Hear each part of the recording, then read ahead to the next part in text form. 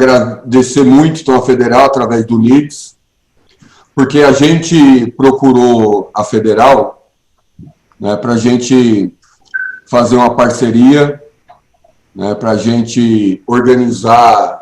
No começo, a gente estava discutindo o que era possível organizar, uma extensão, uma pós-graduação, né, a gente tinha um monte de ideias na cabeça, né, um monte de vontades, né, mas legal a conversa. Primeiro a gente conversou com o professor Dácio, né, então por isso, primeiro começando um agradecimento por ele. Ele botou, né, ele encaminhou a conversa com o professor Gabriel, que está aqui presente, né, agradeceu ao professor Gabriel, daí envolveu, né, todo o NIDS para a gente estruturar um ciclo de debates, né, das necessidades que a gente estava apontando. Né, no momento, a gente apontou muita necessidade para discutir o que vai ser a indústria no futuro, né, a gente tem muitas dúvidas, lacunas, e a gente precisava aprofundar, apesar que a gente tem um coletivo de política industrial no sindicato que veio cumprindo esse papel muito bem. O ano passado, né, encaminhou um ciclo de debates também, né, por isso surgiu a demanda da gente, né, continuar com esses debates, e da necessidade da gente também aprofundar alguns elementos sobre economia, sobre relações internacionais, entender, né, como está movimentando, né, essas cadeias globais de valores, né, então, diversas lacunas, e isso se aprofunda nesse momento de pandemia, né, já tinha um movimento de reorganização da economia e da indústria no mundo, mas nesse momento ainda da pandemia, isso se torna mais claro, né, e a movimentação é mais rápida. Então, a necessidade, de fato, né, dos dirigentes sindicais, né, se apropriarem desse debate, aprofundarem, para isso ajudar também no debate do chão de fábrica, no debate, né, que a gente precisa fazer com as empresas e que tipo de intervenção que necessita a gente fazer. Então, por isso, agradecer muito, né, novamente aqui a Federal do ABC, o NIDS, e a gente fechou 6 debates, né, eu já passei para a maioria das pessoas. Hoje a gente começa com o debate, né, Geopolítica e Relações Internacionais, com a professora doutora Tatiana Berringer, é assim, né? Berringer. Na verdade é Berranger, mas... Berranger, ó, desculpa, Berranger, aí, ó. E o professor doutor Giorgio Romano. O Giorgio, né, muita gente aqui já conhece, já veio aqui nos ajudar em outras tarefas aqui no sindicato, a debater outros temas. Voltou essa semana da Holanda, está no jet lag ainda. Então, agradecer muito os dois e passar a palavra, né, para fazer uma saudação, não para começar o debate, né, para a professora Tatiana, porque ela é a coordenadora do NIDS.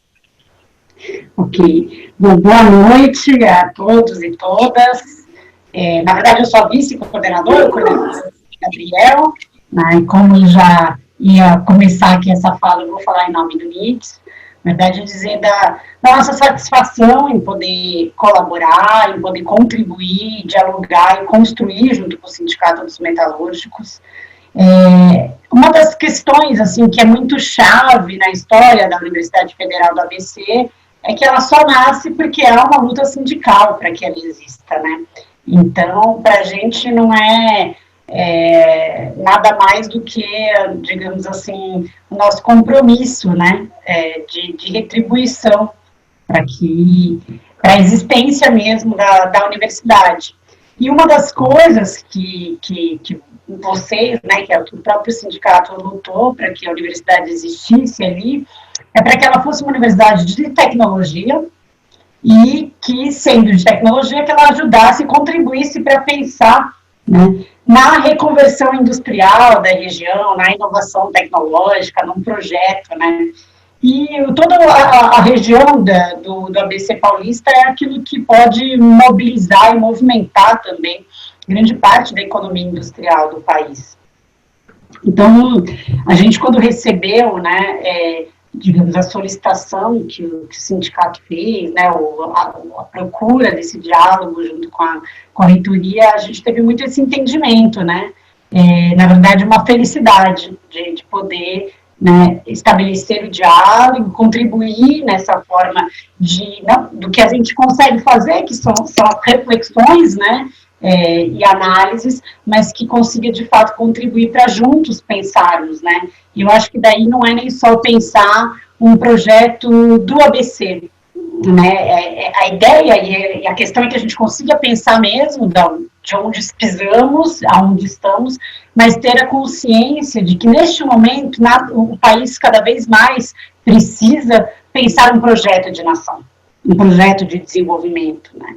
E sobretudo, nisso que nós ainda, eu e o Jorge, vamos falar daqui a pouco, em um momento, né, que para o país é muito grave, um momento de múltiplas crises, né, a gente consegue, talvez, vislumbrar hoje poucas saídas, né, claras, quando estamos dentro das crises, mas é um momento de grande transformação no mundo, né, e então conseguir pensar, refletir e agir daí, né, e depois que isso se transforma em ação política, em projeto político, eu acho que é um grande objetivo e uma questão que é fundamental, né. Então, em nome do NIDES, né, que então tem até no seu próprio nome, né, essa percepção e pensar a questão do desenvolvimento, da democracia, da sustentabilidade, né, nós, na verdade, agradecemos pela oportunidade, esperamos poder contribuir com vocês aí com esses primeiros seminários e que depois a gente consiga, né, junto com a agência de inovação e com outros colegas e outros organismos mesmo da universidade, ajudar aí nessa construção que é coletiva e que eu acho que é nacional. Então, essa é um pouco a mensagem do NIDES, e dizer que estamos todos muito felizes e abertos, né, para esse diálogo. A gente pensou num formato, só para dizer um pouco da questão também didática, que sempre fossem 2 colegas falando, e que vocês possam ver até divergências, e que o clima, digamos assim, seja menos só de uma aula, mas que a gente possa também ir dialogando. Então, Jorge, estou vendo que você está feliz, você pode me interromper, falar que você, né, o que é que não, aqui é linha de cima para baixo. Não, mas agora eu estou autorizando. Mas, enfim, então, assim, né, se a gente estivesse presencialmente, acho que o clima favorece para intervenções, o diálogo, mas a gente espera que a gente aprenda também a fazer nessa plataforma, né, e no máximo que conseguirmos, algo que tenha também essa possibilidade de diálogo mesmo, né, e que vocês consigam aí interagir conosco e vice-versa. Porque eu acho que nós também conseguimos aprender muito com vocês que estão mais próximos do objeto, né, em muitos casos. Então, citar exemplos e etc., acho que vai ser bem interessante. Legal, professora. Ô, professor Gabriel, dá um salve para a galera, porque o professor Gabriel correu bastante aí, foi passando, organizando, ajudando, pensando, né, nos últimos dias, a gente enchendo o saco dele, né, sobre até da organização aqui do link, das coisas, como vai falar, como vai fazer, do card. Então, dá um salve para todo mundo te conhecer aí, professor. Gente, boa noite, sejam bem-vindos. Essa é a primeira atividade do ciclo, não é? Que eu acho que logo todos vocês vão ter acesso à programação completa. E esse é um primeiro movimento, como eu comentei há pouco com os colegas, de reaproximação, né?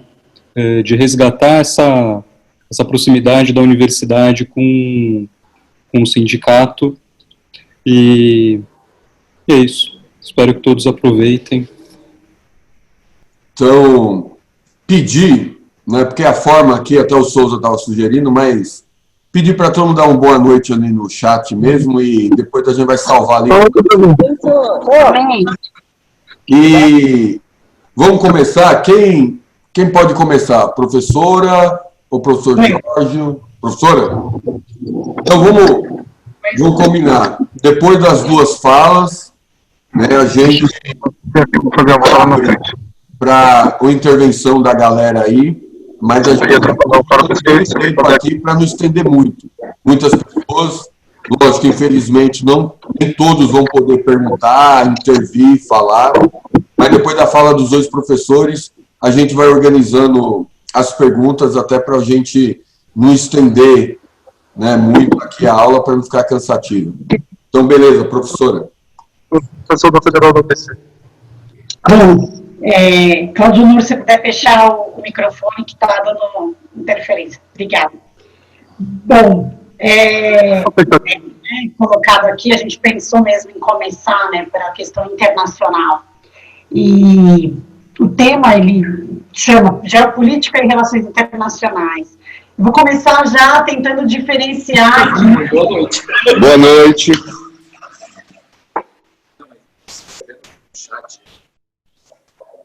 Eu liguei o áudio. Bom, eu vou tentar dizer o que eu entendo, né, de que ponto eu partiria para dizer quais são essas questões e, sobretudo, de que ponto de vista teórico, né. Quando se fala em geopolítica, o entendimento é que o determinante das disputas internacionais seriam as questões territoriais, né. E no capitalismo eu acho que não é disso que se trata, né? Ou seja, há disputas e há determinações que se dão por conta dos territórios, por conta da localização geográfica, por conta dos recursos naturais, mas elas estão muito mais imbricadas com as disputas e as questões que envolvem as relações de produção, né? E o conjunto daquilo que se chama por imperialismo. Então, mesmo quando se fala em relações internacionais, também se entende apenas uma lógica daquilo que acontece entre os estados, como se fosse uma disputa econômica por poder, e a disputa militar, né? E aí, esses termos, às vezes, começaram a ser questionados, de certa forma, nos últimos 30, 40 anos, questionando se as guerras, de fato, ainda são ou não são presentes, né? O que tipos de guerras nós estamos vendo, né? Então, é um pouco descortinar essa questão, ou seja, do que se tratam os conflitos atuais nas relações internacionais e quais seriam eles, né? Então, chamaria primeiro que nós estamos falando de política internacional no capitalismo ou de imperialismo, né? E aqui o imperialismo no conceito de Vladimir Lenin mesmo, eu gostaria de retomar, né?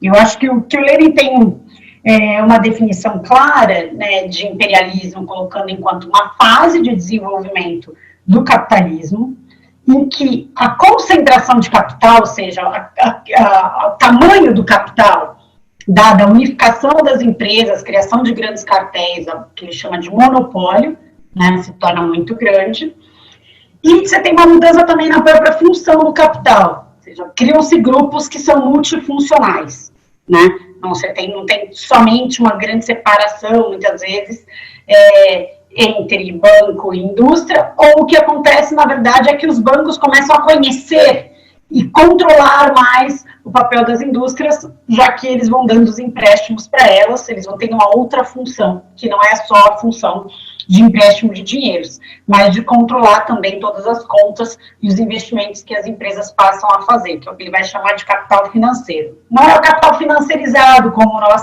trabalhamos hoje em dia, né, no capital de ações, aqui, o capital dos fundos de pensão, etc. Mas tem outras duas grandes questões que o Lenin considera para isso, né, que é um sistema internacional com hierarquias claras e com uma dominação de estados imperialistas dominando colônias, na época, e estados semidependentes, ou o que a gente chamaria hoje de estados dependentes.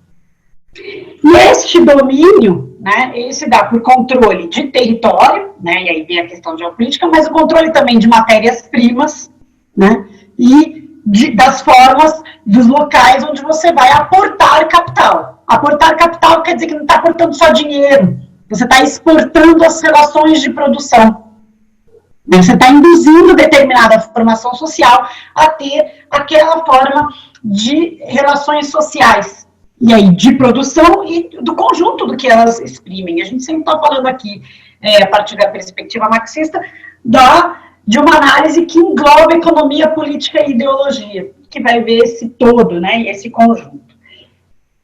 essa dominação, como eu falei para vocês, é típica do capitalismo. Então, na verdade, quando o Lenin está olhando para o que significa o imperialismo, ele está dizendo que a mesma disputa que você tem entre as indústrias, né, na escala local, que depois se tornam as disputas entre esses grandes grupos, elas vão se dar com disputas entre os estados imperialistas, que são os estados, então, que vão representar esses grandes grupos e garantir que eles possam se expandir, que eles possam ir atuar em outros territórios, que o que depois se chama de cadeias globais de valor, ou seja, a internacionalização produtiva possa acontecer.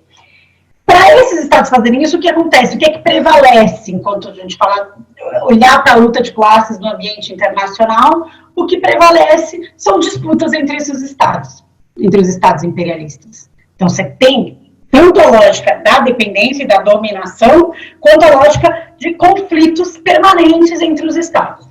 Né, entre os estados que têm a capacidade de concentração, né, e de expansão das relações capitalistas. Então, acho que esse é um ponto de partida.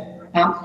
Nesse ponto de partida, que momento estamos, ou o que é que existe? Existe uma primeira tese, quer dizer, bom, os Estados Unidos é o grande império, e aí você teria aniquilado com estes conflitos.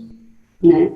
E é claro que os Estados Unidos exerce, né, e aí partindo de uma tese, ele exerce um grande domínio. Né?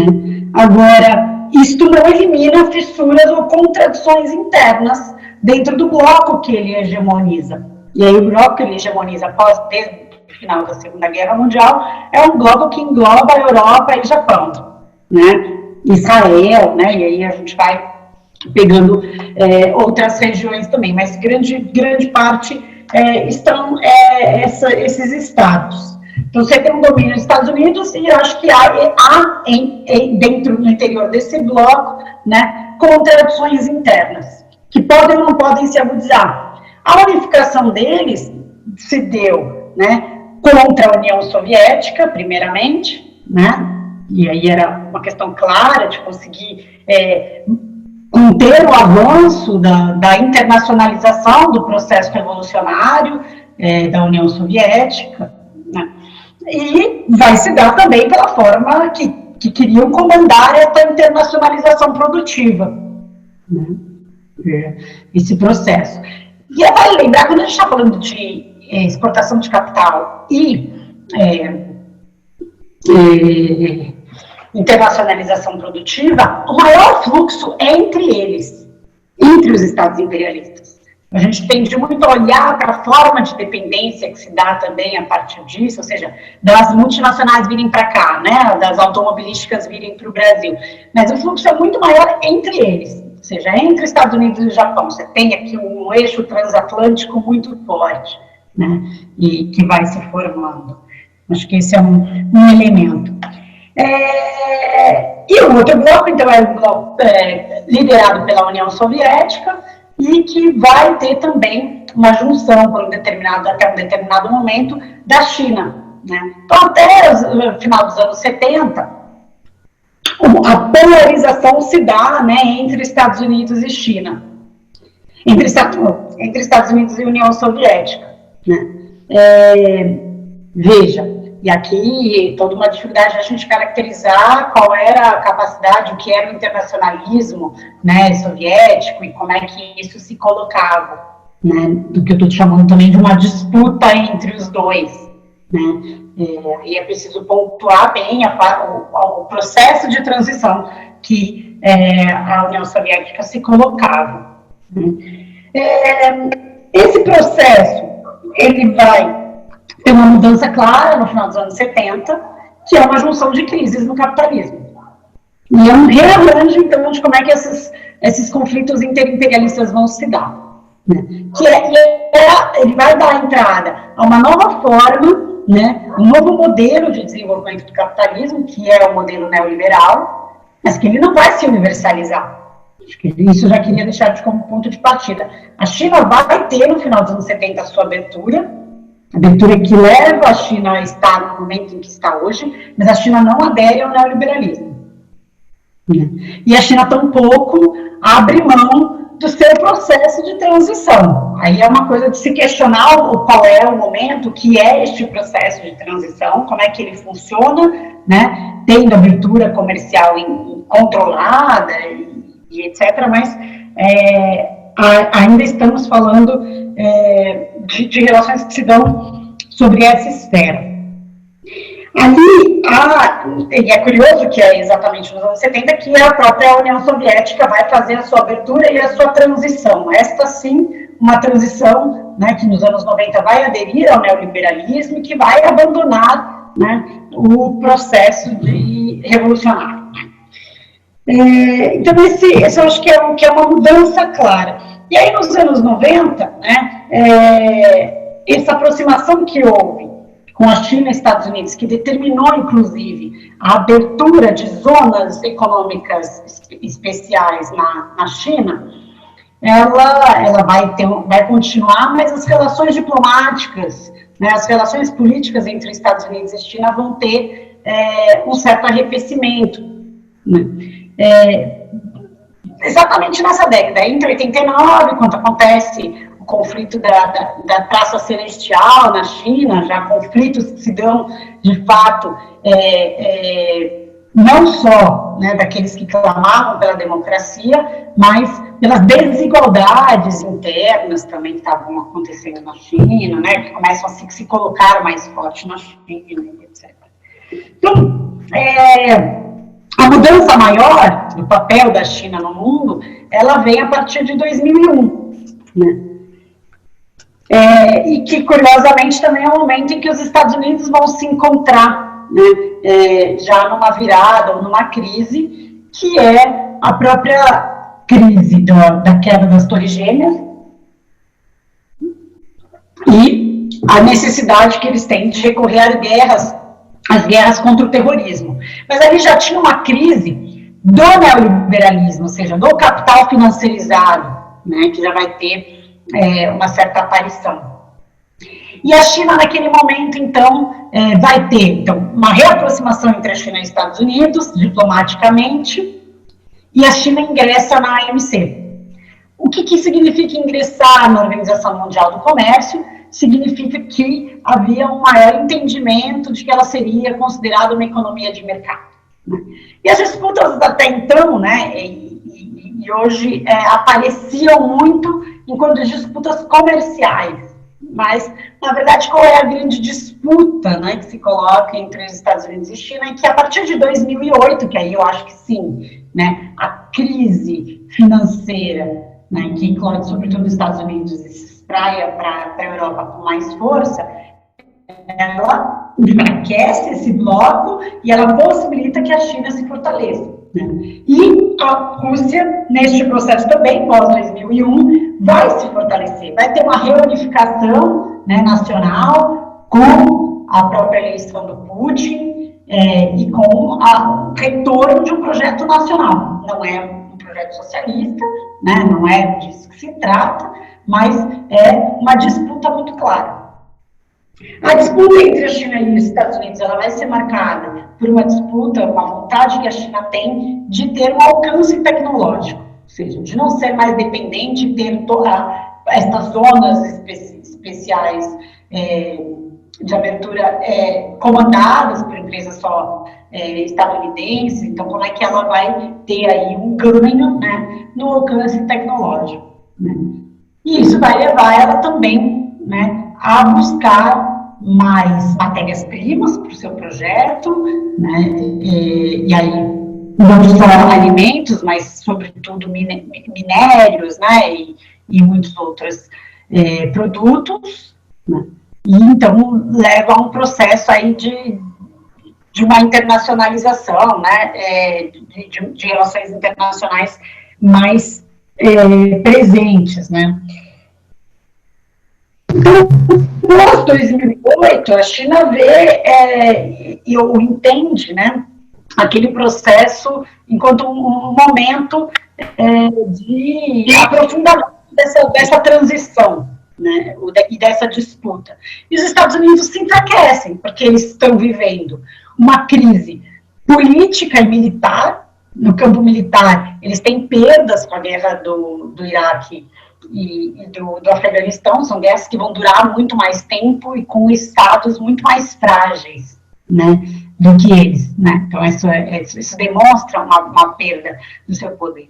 Eles têm uma crise financeira e eles têm um processo interno que é, por terem se pautado muito na internacionalização produtiva, né, em alocar fábricas em outros territórios, eles vão ter um desemprego muito grande. E um desemprego nos setores estratégicos, nos setores essenciais, né, que vão migrando de serviços, mas que tem também, terminando aqui, que eu não quero tomar muito tempo de vocês. Então, como eu dizia assim, acho que depois de 2008, né, esse conflito se acirra, a China parte para uma nova estratégia que é internacional e está ligada ao seu projeto de transição, né, ela vai ganhando mais produtividade internamente, isso quer dizer aumento de salários, de capacidade de inovação tecnológica, né. Ambos estão numa disputa, então, hoje, né, que a gente consegue ver claramente pela tecnologia do 5G, né, seja pela tecnologia mesmo de ponta, né, na questão da internet, de dados, né, é uma economia política de dados, é essa forma que isso vai se materializando, mas veja, é uma disputa, né, que ela envolve, ela vai absorver, acho que daí o Jorge vai falar muito disso, também como é que os aliados dos Estados Unidos vão se reposicionar, né, como os Estados Unidos vão ver isso, ou seja, governo Trump, né, o que é que significa se colocar contrário à China, né, o que é que significa esse nacionalismo que surge, né, numa necessidade de uma necessidade real de reindustrialização, é isso que ele vai pautar, né? Ou manter ainda a mesma lógica de capital financiarizado, né? Mas encontrar o seu inimigo discursivo ou inimigo interno dos imigrantes, né? Então, há muitas questões colocadas diante disso, a dúvida, né, essas questões que surgem, que eu acho que tem a ver com o tema aqui do seminário, se os Estados Unidos estão com uma proposta de se reindustrializar, de trazer de volta suas empresas nacionalmente, ou se isso é pontual, se isso é localizado em determinadas áreas, né? A própria Europa, como é que dentro da União Europeia vão sentindo esse processo, ou seja, o Brexit, acho que a Inglaterra demonstra muito mais querer ter liberdade para estabelecer contratos e acordos com outras nações, também com a China, mas com outros estados. A Alemanha se mostra mais protecionista em relação a alguns setores estratégicos. Então, a gente está num momento de grande, por isso que eu falei no início, né, de grande transformação da economia política internacional, né? E que não necessariamente é só uma transição hegemônica, a queda dos Estados Unidos e a subida da China, mas é porque disputam e o que disputam. E o que cabe daí, que papel cabem para as nações e para os estados dependentes. Né? Se o fluxo de capital, de tecnologia é maior entre eles, onde eles vão nos colocar neste processo? Né? Então, por exemplo, o Brasil está muito envolto nisso. Né? Vou citar um grande exemplo para a gente conseguir entender esse emaranhado, né? Ou seja, a inserção internacional do Brasil hoje, né?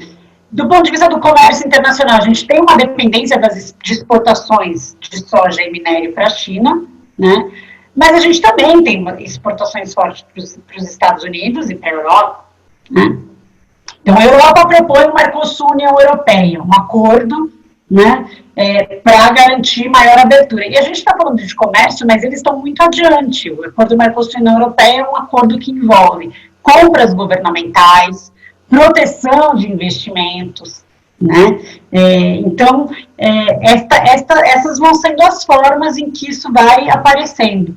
Ao mesmo tempo, os Estados Unidos vem e fecha, né, e propõe, o Brasil vai claramente ceder a cessão de parte do território brasileiro, que é a base de Alcântara do Maranhão, né, para que os Estados Unidos passem a alugar, supostamente, e utilizar esse espaço, que é um espaço estratégico, um território estratégico, né? Então, localizado bem ao norte, onde está muito próximo de uma base militar da União Europeia, que é a base da Guiana Francesa, né? Você tem o controle de toda a Amazônia por ali, toda uma região estratégica. O que propõe este acordo? Não é só o aluguel de uma base, não é só o Brasil perder território. O Brasil não pode, além dos danos, né, e das questões de soberania, que não pode mais ter acesso daí àquele lugar, o Exército não vai controlar o que entra e o que sai de equipamentos, então restam muitas dúvidas sobre isso, é que o dinheiro ganho com o aluguel não pode ser usado, né, para fins de ciência, de inovação e ciência e tecnologia naquela área. Então, ou seja, Brasil, não desenvolva tecnologia. E mais, ainda assim ameaçam o Brasil de não fechar esse acordo, de não pagar o aluguel, supostamente, de usar o território brasileiro, se o Brasil não tiver um acordo com a China, né, para acesso à tecnologia 5G. Né? Então, é dessa forma que as coisas vão se colocando. Qual é o papel que nos cabe? Eu acho que é isso que temos conseguido desvendar um pouco. Né? Ou, por exemplo, os Estados Unidos, nesse conflito, para tentar pressionar a China, de diminuir mesmo o investimento no 5G e toda a disputa que se coloca, taxa, né, alguns produtos que viriam da China para os Estados Unidos, como aço. O Brasil logo teme. Bom, se taxar o aço, a gente perde também um mercado de exportação importante nos Estados Unidos. E aí fica nesse jogo de barganha, não, o Brasil vai ser retirado, não vai ser retirado. A retaliação que a China pode fazer para os Estados Unidos, quando os Estados Unidos aumentam então o preço do aço, vão taxar a soja, que é também um produto de exportação brasileira. Então a gente fica em um triângulo, numa posição muito mais frágil, mas encontrando aqui pouco poder de barganha, se colocando pouco nessa disputa. Né? E aí, claro, porque é um Estado, um governo atual que determinou que vai ser subordinado explicitamente aos Estados Unidos. Então, ao invés da gente aproveitar a disputa que existe entre eles, né, e conseguir barganhar, por exemplo, para a gente falar um pouco da história, né, da questão automobilística no Brasil, o Vargas barganhou, né, na disputa entre Estados Unidos e Alemanha. O Brasil, em vários momentos em que deu saltos de possibilidade de inovação, foi barganhando entre o imperialismo primário, que eu diria, né, que é os Estados Unidos, esse que tem o domínio, com os imperialismos secundários, com a Europa, Japão, né, e que você pode também barganhar, em alguns momentos a política externa brasileira também barganhou com a União Soviética ou com a China. Então, aproveitar a disputa entre eles, né, para conseguir se colocar. Isso não é uma postura que a gente vê atualmente, não é uma postura de barganha, é uma postura de subserviência, de subordinação explícita. Né? Então, eu fecharia um pouco como isso, assim, para a gente pensar, né, quais são as questões e quais são as formas em que a política internacional no capitalismo contemporâneo tem se colocado. Né? Então, políticas e disputas interimperialistas com formas de domínio e de dominação muito presentes.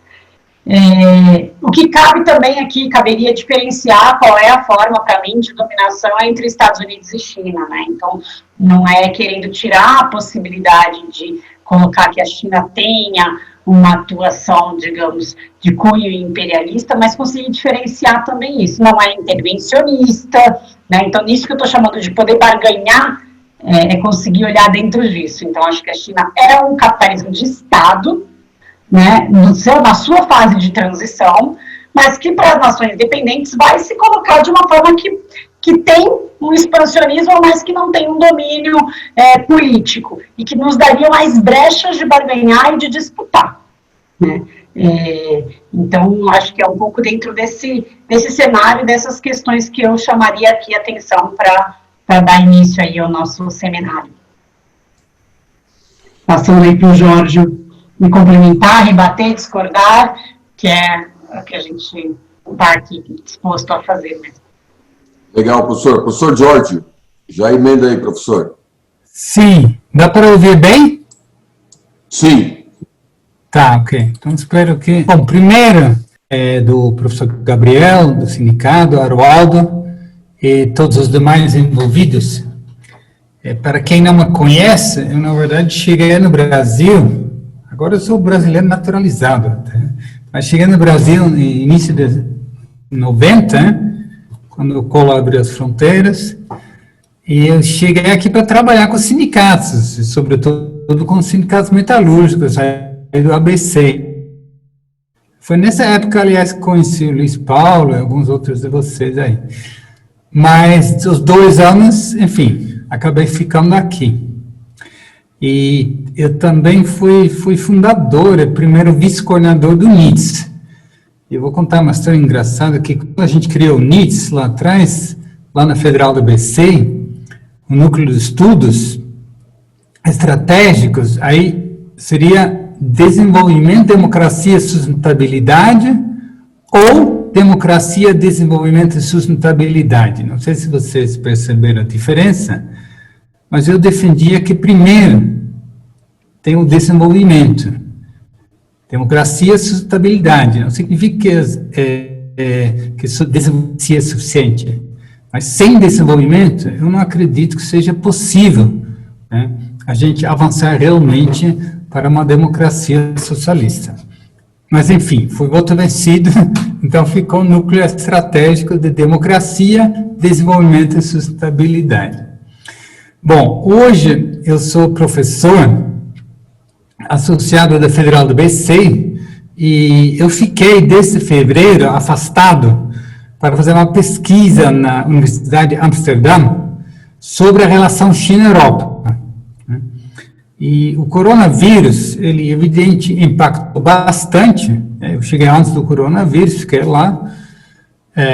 Cheguei 1º de fevereiro, 20 de março teve o lockdown, né? Mas complicou tudo, mas a pandemia acentuou também tendências existentes em movimentos que já estavam em curso, alguns dos quais pretendo compartilhar aqui com vocês. Quero aproveitar para dizer também uma experiência que quando eu cheguei lá na Europa, eu percebi que o Brasil tinha saído do radar. Ninguém mais falava muito do Brasil. E isso contrasta com o enorme interesse que sempre tinha, alguns anos atrás, mas tinha desaparecido, tanto da academia como da mídia. E o coronavírus, ele trouxe o Brasil de volta no centro das atenções. Né? E não era difícil perceber que até pessoas comuns tinham agora uma opinião sobre o Brasil. Né? Infelizmente, a mais negativa possível. Né? Nesse caso, com certeza, não vale a máxima de que não importa se falam bem ou mal desde que falam de mim. Né? Nesse sentido, o coronavírus mostrou também de forma muito clara para o mundo o perigo que o governo Bolsonaro representa. Né? E eu assim, vejo muita gente de esquerda no Brasil, estou voltando agora, né? Posso estar falando besteira, mas enfatizando a força que o bolsonarismo ainda teria. Eu não tenho tanta certeza disso. Né? Parece-me que os números e os fatos apontam para um governo em decadência, né? Mesmo com enfim, lá os apoios financeiros que sustentam ainda um pouco, né? Mas exatamente eu estava olhando isso porque na Europa, né, é justamente que chama a atenção o aumento do apoio aos governos de plantão. Né? Isso tem a ver com a busca de coesão social, em torno da luta contra o vírus, todos juntos, e, enfim, reconhecer a liderança do governo. E com isso, inclusive, observamos na Europa uma queda de apoio à direita radical, direita popular, nacionalista. Salvini na Itália, Alternativa para a Alemanha na Alemanha. Claro que isso pode mudar a qualquer momento, Estou falando o que estava acontecendo enquanto o Bolsonaro estava perdendo apoio, se estabilizando, você tinha um aumento do apoio dos governos que estavam realmente enfrentando a pandemia. É certo que esse ganho, essa perda de direita, significa um ganho a curto prazo para o centro, ou melhor, o establishment. Mas eu acredito que o enfraquecimento dessa direita mais radical possa abrir espaço a meio prazo para uma esquerda mais contestadora, capaz de canalizar as insatisfações difusas, insatisfações, sobretudo, em torno das desigualdades socioeconômicas e culturais que vêm se acentuando nos últimos anos, ou melhor, nas últimas décadas, e também durante a minha. Assistimos às mobilizações nos Estados Unidos. Só na Holanda, para ter uma ideia, houve manifestações no meio da pandemia, em mais de 10 cidades, algo absolutamente inédito.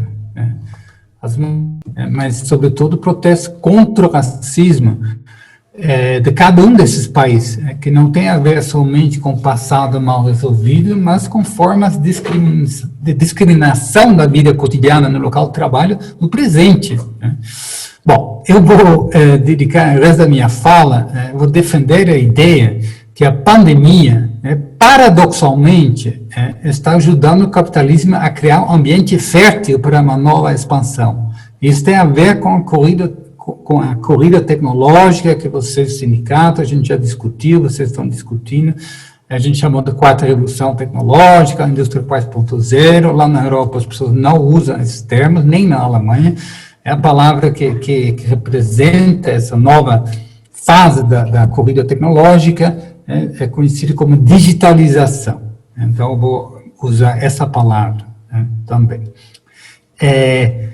E aí, por exemplo, eu estava hoje à tarde, fui na padaria comprar, aqui na Vila Mariana, e uns 2 anos atrás, o padeiro colocou lá, uma padaria grande, uma máquina de autoatendimento para fazer o pagamento sem funcionários. Tentaram estimular os clientes, mas ninguém ia, essa máquina lá, as pessoas queriam pagar com funcionário. Cheguei agora, tinha normalmente 5 funcionários, tinha só um, e tinha aquelas máquinas, e agora sim, essas máquinas, claro, não tem, estão com um gelzinho de lado, essas máquinas vêm para ficar. É um pequeno exemplo de como uma coisa que já estava acontecendo, vem se acelerando e ganha, inclusive, uma certa aceitação, por parte dos consumidores, no caso. E aí, precisa, assim, um pequeno parêntese, às vezes, nas análises de esquerda, se enfatiza muito as crises do capitalismo, as crises da hegemonia estadunidense. Quem está acostumado a ler até sempre crise, crise, crise. Se esquece que a dinâmica do capitalismo se dá por meio de uma sequência de crises e expansão. Crises que geram oportunidades para novas fases de expansão, expansão que gera novas crises. Eu, particularmente, fiquei sempre mais fascinado em estudar a capacidade de expansão, resiliência. Em cada fase de expansão, enxergamos a centralidade de novas tecnologias fundamentais para garantir o controle sobre a apropriação do valor gerado ao longo das cadeias de produção global. E também essas mesmas tecnologias para manter a capacidade militar. Então, é isso que faz com que nos Estados Unidos surge um consenso tanto dos democratas, dos republicanos, mas também na sociedade civil, também envolvendo sindicatos, organizações de sociedade civil, é que é agora o momento para chutar, a professora Tatiana já falou disso, chutar a escada da China, fraseando um autor coreano que escreveu um livro chamado Chutando a Escada.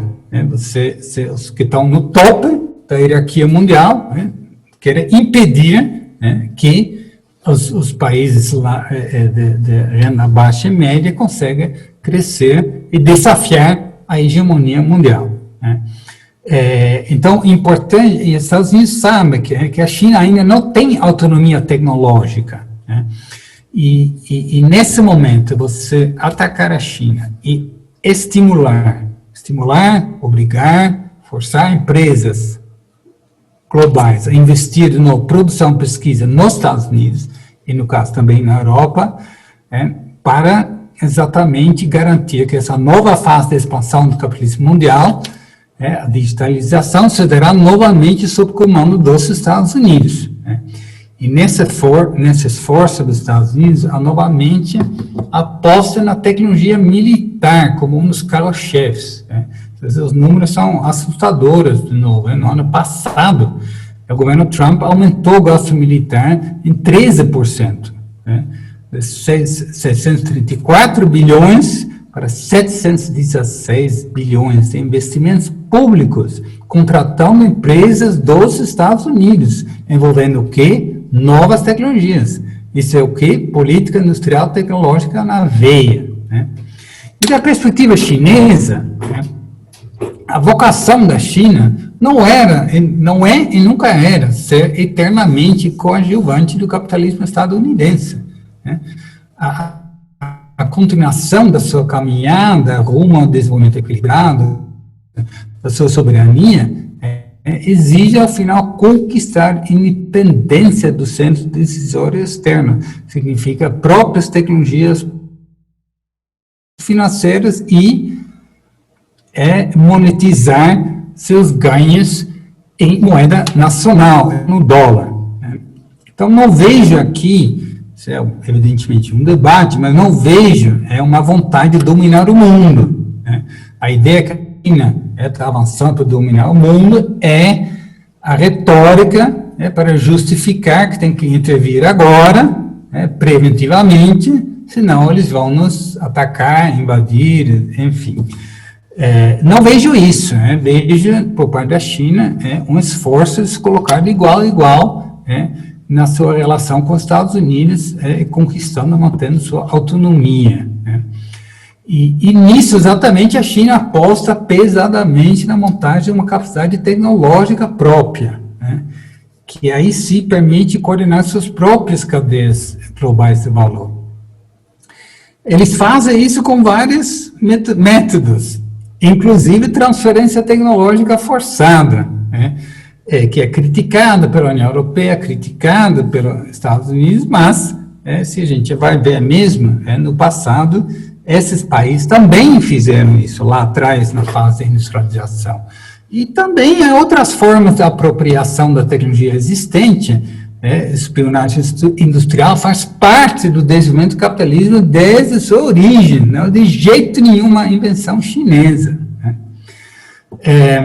Agora, para os Estados Unidos e para a Alemanha, que é o motor industrial da Europa, isso é uma declaração de guerra. E aí que entra essa questão do Huawei. Huawei, que empresa chinesa, capital privado, com forte apoio do governo chinês, mas com muitos investidores ocidentais. Muito capital social do Huawei e dinheiro dos detentores de capitais ocidentais. Veja as contradições ainda. Mas o que é o Huawei? É 5G. Eu quero falar um pouco mais, a professora Tatiana já comentou alguma coisa, mas o coronavírus acabou sendo o maior garoto propaganda para a instalação do 5G.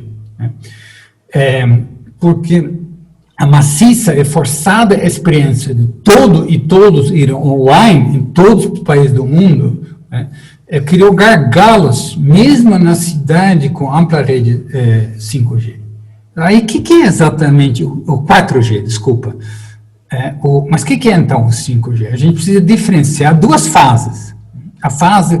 A primeira fase, que está acontecendo agora, em vários países, por exemplo, a Holanda ligou o 5G semana retrasada. Vários países, Coreia do Sul, já faz mais tempo. Mas estamos falando ainda de ligar a infraestrutura, abrir a pista. E isso permite, na verdade, usar ele para ser mais rápido, mais estável, no funcionar dos smartphones. Se Zoom tivesse sido com 5G, seria muito diferente, sem nenhuma interferência, etc, etc. Mas não é para isso que tem o 5G. 5G não é só para ser mais rápido, um 4G mais rápido. Porque junto com a inteligência artificial, a rede de internet 5G é a infraestrutura para a digitalização e integração dos serviços, manufatura, a plataformização de todas as atividades econômicas, fábricas autônomas, não só à distância, autônomas, carros autônomos, o Uber sem motorista, que o Uber sabe, um dia eles vão querer se organizar. Então, estão investindo em carro. Então, 5G não é só um 4G mais rápido, ele transforma toda a lógica da produção e serviço, isso abre uma nova fronteira da acumulação do capital. Abrindo 5G, falta ainda a instalação de todas as tecnologias. Essas novas tecnologias na ponta. Essa é a segunda fase. Isso vai demorar um pouco. É como se a gente estivesse agora construindo uma rodovia, quando ainda não tem carros, mas são carroças. Agora, dominar essa tecnologia, controlar essas redes, evidentemente significa controlar essas cadeias de produção. Isso tudo também significa controlar as informações, questão da segurança. Então, a dominação dessa tecnologia, eu entendo que e é uma corrida entre empresas, é uma corrida entre oligopólios, é uma corrida entre países também. É justamente essa mistura explosiva. E afasta o mundo, afasta o sonho dos liberais do mundo globalizado, onde os capitalismos se integram e se desvinculam das suas relações preferenciais com seu estado de origem. Não é isso que a gente... O contrário, já estava acontecendo para resolver a crise de 2008, mas agora com muito mais força. Ou seja, a globalização e a ideologia, a narrativa em torno disso, tem a dar espaço a outra dinâmica, não necessariamente melhor para os trabalhadores. Isso a gente pode discutir.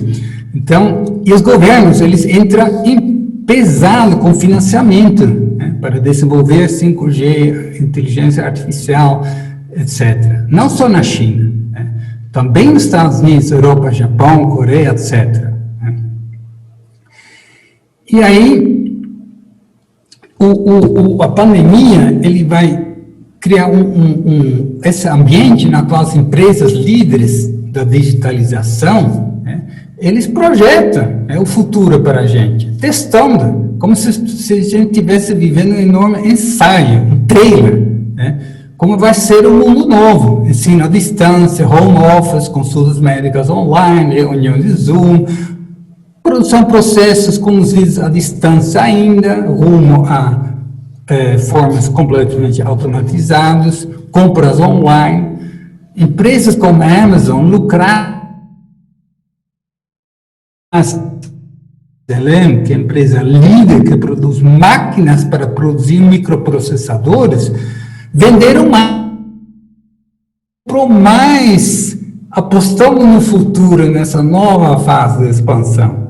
Vai ter uma quebradeira, mas está se investindo pesadamente em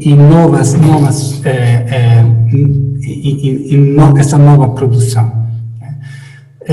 Ou seja, a pandemia que está fazendo acelerar o desenvolvimento, implementação do uso de tecnologias, né? Em torno disso, uma disputa entre empresas e entre os governos dos países centrais, né? Que tem concentra as capacidades de pesquisa e desenvolvimento, que é a base das empresas, China, Estados Unidos, mas também Europa, né? E Japão, e, para não dizer também Coreia do Sul, na verdade, né? Com isso significa, você já imagina que significa, é que o resto do mundo, as distâncias, né, o hiato, né, entre o processo de desenvolvimento aumenta ainda mais, né. Agora, é importante vocês entenderem que a pandemia fez uma outra coisa importante. Essa fase, essa transformação da produção, significa enorme transformação, que vocês estão vendo, na organização da sociedade.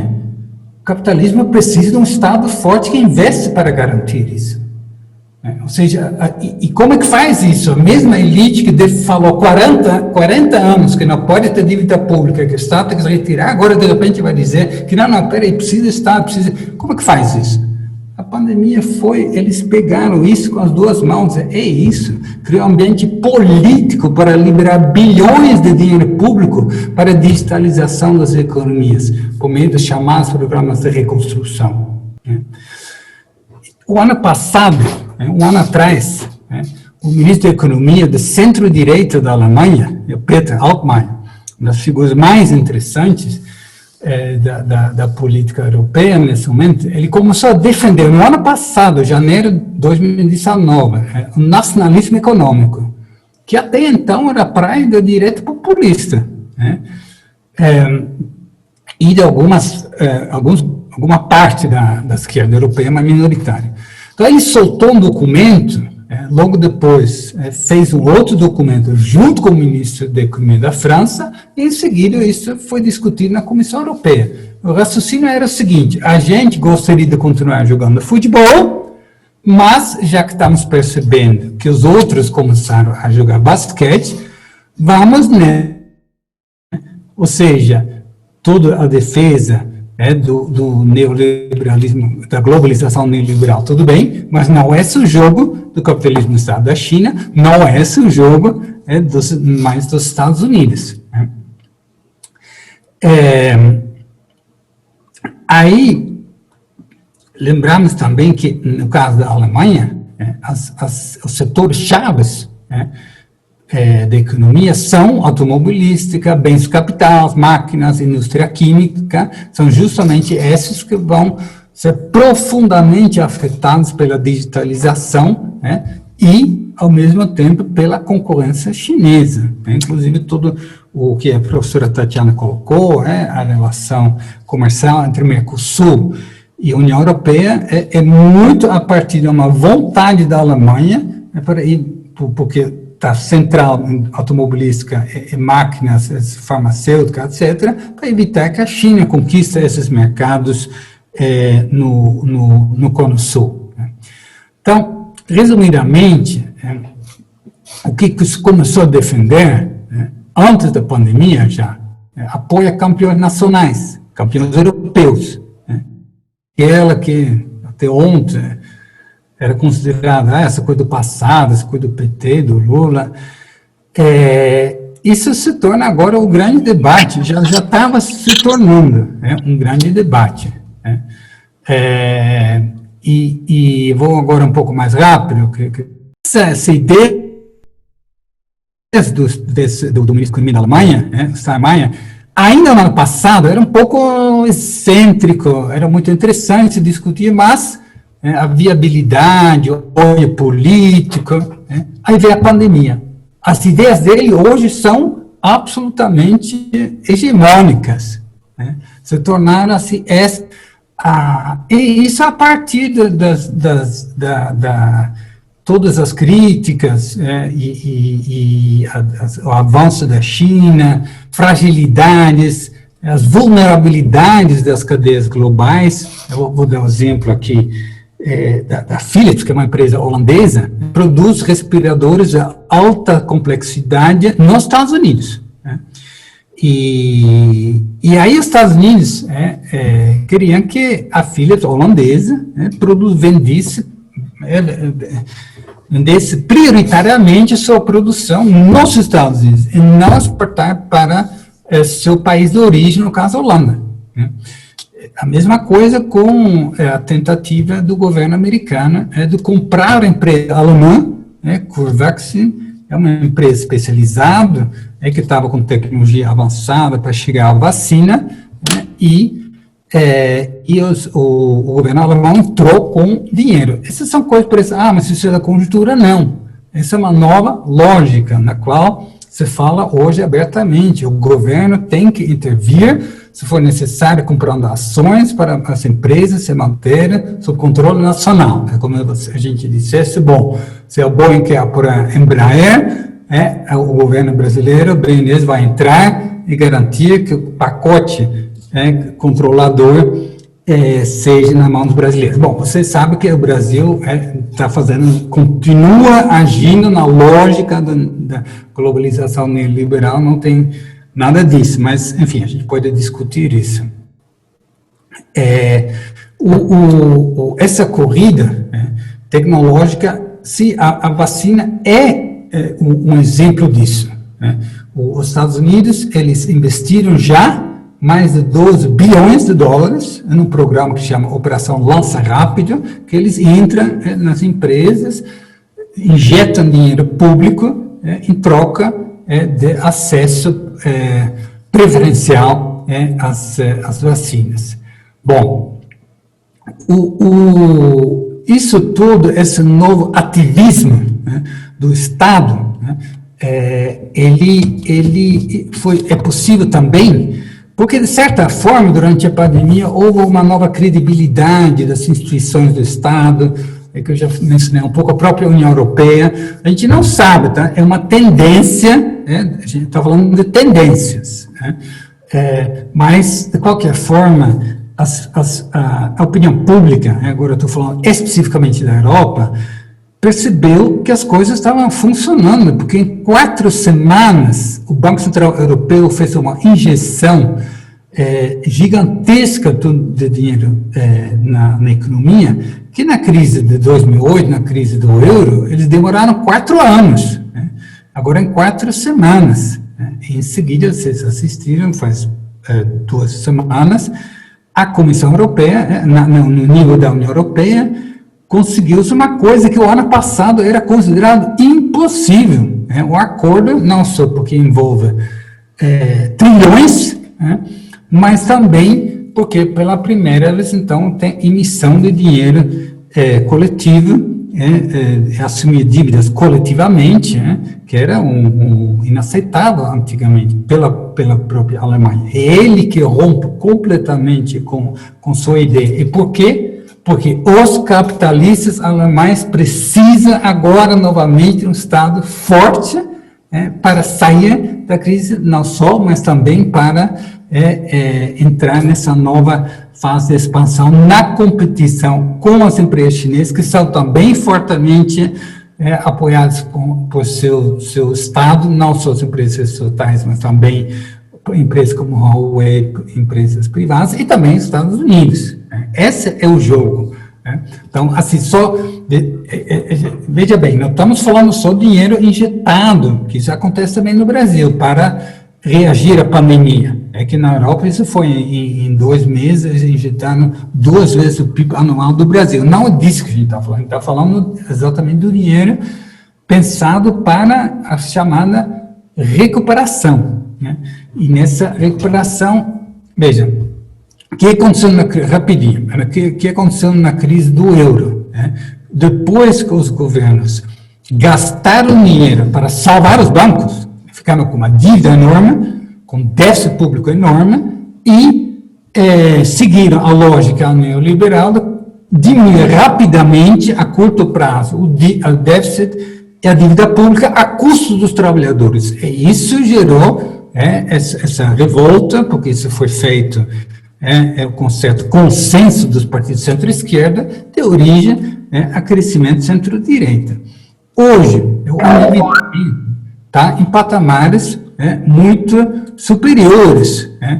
Logo, há um consenso político. Isso, os porta-vozes do neoliberalismo, da globalização neoliberal, Financial Times, Economist, eles escrevem isso. Eles escrevem que não... peraí, a gente falava sempre para vocês que não pode ter mais de 100% de dívida pública com relação ao PIB. Não, a gente descobriu que pode ser 100%, não tem problema. Entendeu?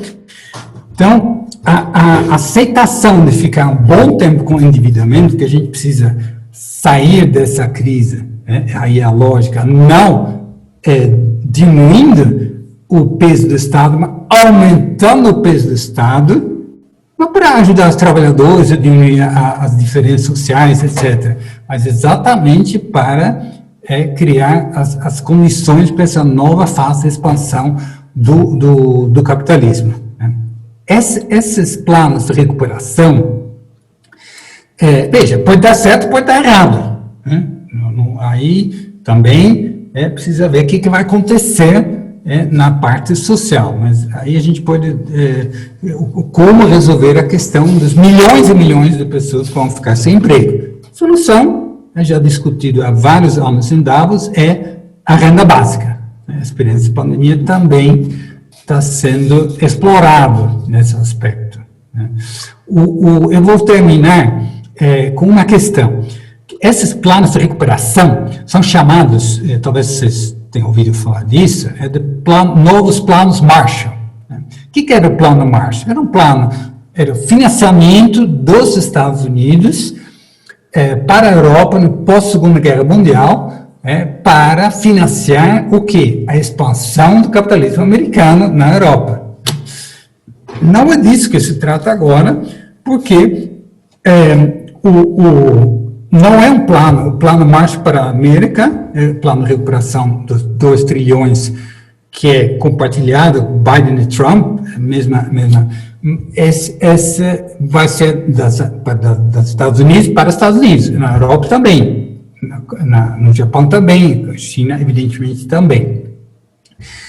Então, nesse sentido, não é um plano Marshall, mas é um plano Marshall, a comparação vale sim, porque apesar de chamar, na época e também agora, de recuperação, não é para financiar a recuperação, é para financiar um novo tipo de sociedade, organização da sociedade, um novo tipo de capitalismo, e aí tem a disputa entre as empresas, quem pega, quem não pega, mas a linha está clara, e esse dinheiro é investimento público, injeção de dinheiro público, no capitalismo é cada vez mais fragmentado, Estados Unidos, Europa e China sobretudo, mas evidentemente que o Japão também tem um papel aí. Bom, eu vou parar por aqui, já falei demais, e aí abrir para perguntas, questões, tá bom? Obrigado. Legal, professor, obrigado. Vamos combinar uma coisa aqui, pessoal. Agora, 8h25. Vamos colocar o teto aqui de 9 horas, até para não ficar muito cansativo. E com isso, eu faria o seguinte, abrir 5 questões. E o pessoal usa o chat aqui para falar para se inscrever, quem quer fazer pergunta. Então, quem quiser fazer pergunta, coloca aqui no chat e vou começar comigo, eu já não vou colocar no chat aí, mas eu já vou começar perguntando. Então, Danielinho, Thiago, Wellington se inscrevendo. Primeira pergunta, tanto para a professora como para o professor. Eles citaram rapidamente, ainda mais um número aí que o professor citou dos Estados Unidos. O ano passado investiu 716 bi em investimento militar. Porque durante muito tempo, estamos falando que as guerras iam acabar, que a guerra ia se dar no campo cibernético, campo híbrido. Então, quer dizer que, com esse investimento que os Estados Unidos fazem, então isso não é fato? Então, tem possibilidade de grandes guerras ainda acontecerem? Isso é a pergunta.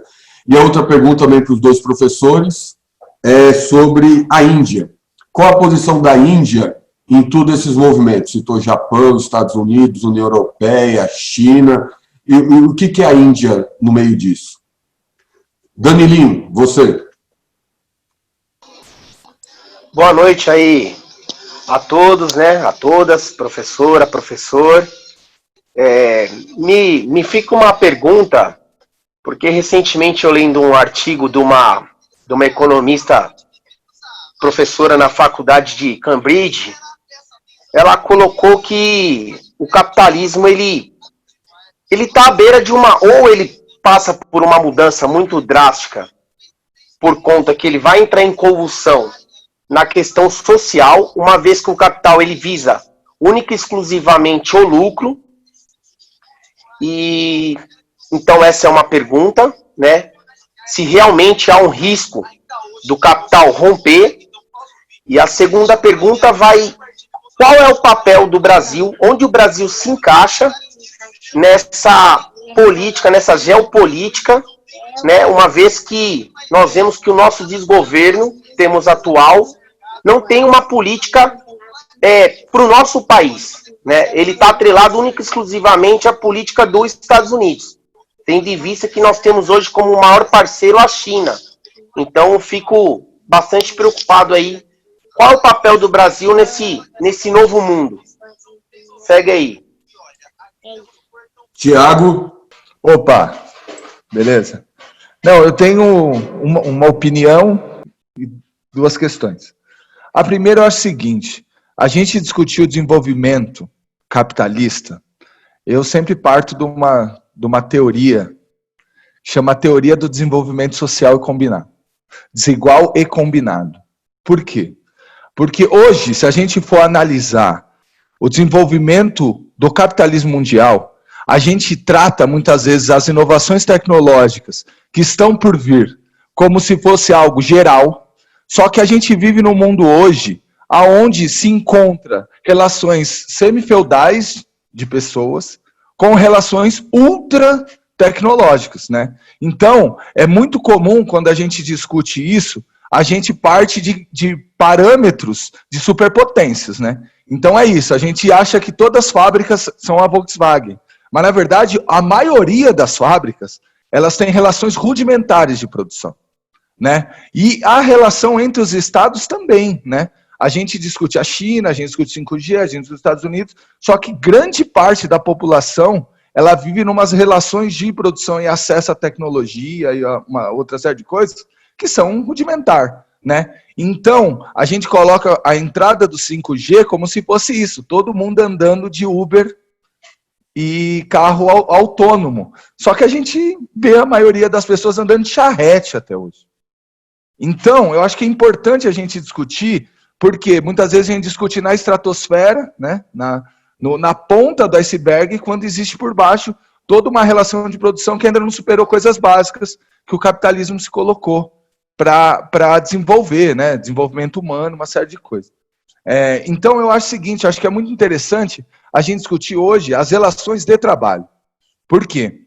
Porque existe uma transformação estrutural nas relações de trabalho, onde as pessoas, a sua força de trabalho está sendo modificada, né? Então, cada vez menos precisa de pessoas trabalhando e automação.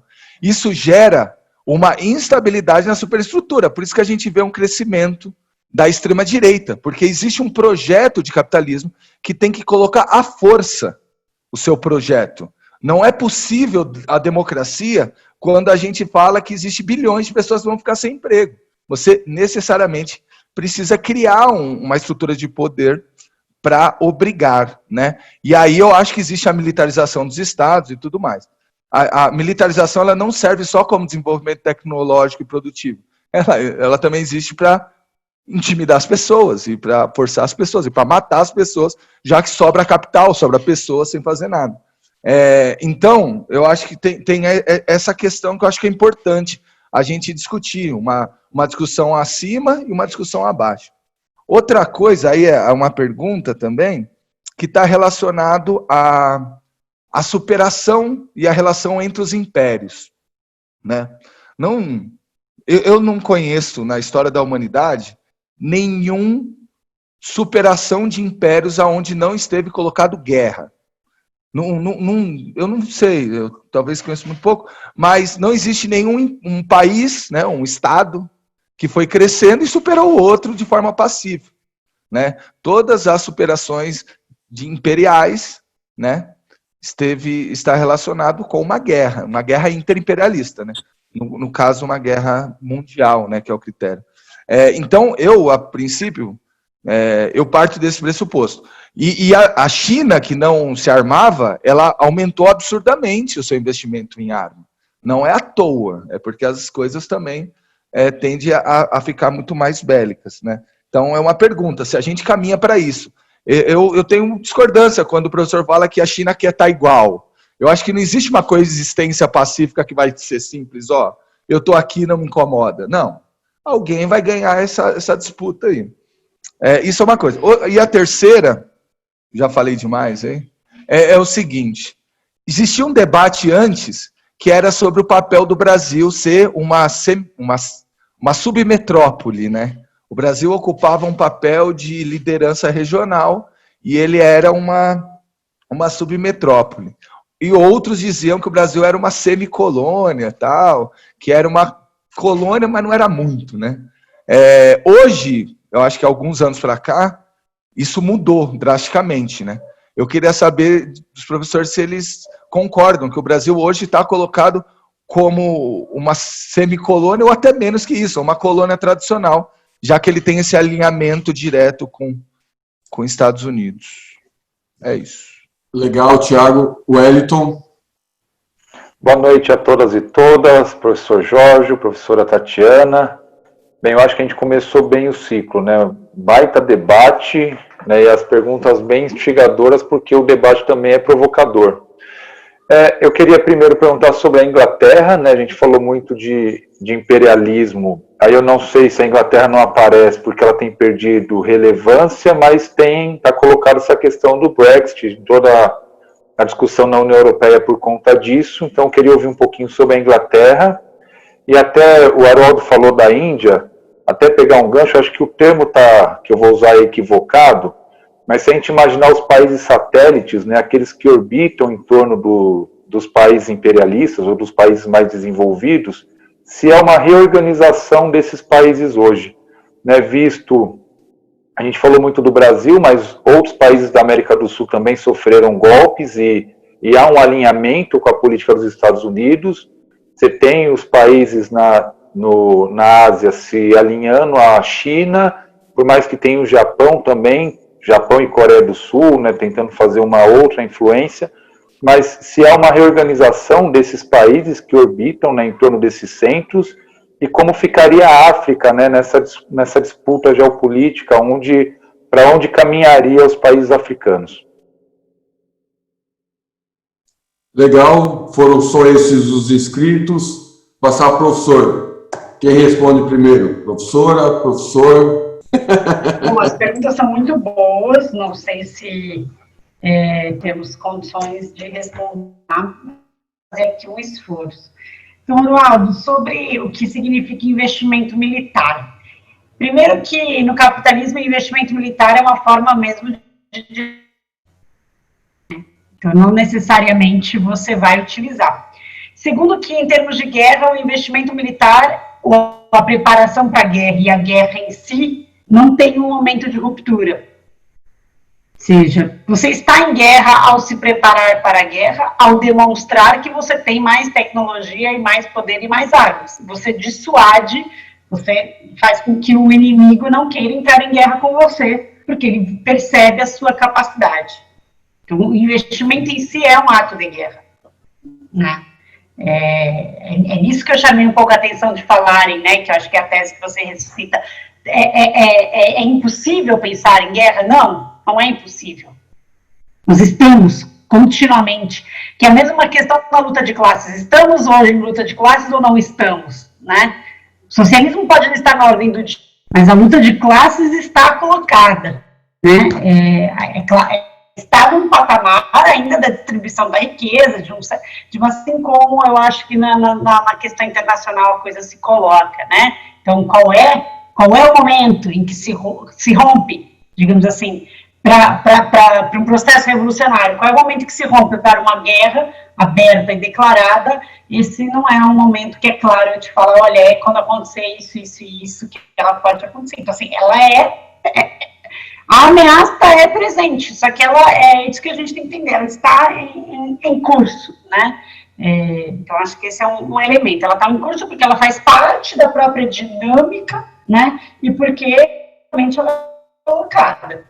Agora, né, dizer qual é a forma, e há múltiplas guerras acontecendo, né, a guerra própria na Síria, as formas de intervenção, de derrubadas, né, e etc. Então, acho que esse é a Índia, tal como, tem uma história muito diferente do Brasil, mas eu acho que ela era considerada, né, um grande lado ali do processo dos BRICS. E ela vai ter também uma mudança de governo, de reorientação, e vive também sob um regime neofascista atualmente, né? Então, acho que esse é um elemento importante. E a Índia tem uma questão territorial, né, de disputa e de conflito maior com a China. Então, os Estados Unidos se interessam muito por manter a Índia sobre a sua órbita, né, e desestabilizar ali na região e etc. Bom, a estratégia dos Estados Unidos foi fazer com que se desintegrassem, né, garantir mais estados subordinados passivamente ao seu domínio, né, e aí eu acho que a Índia e o Brasil são os grandes vitoriosos na estratégia dos Estados Unidos, né, assim, eles conseguem capturar novamente esses dois estados para a sua subordinação.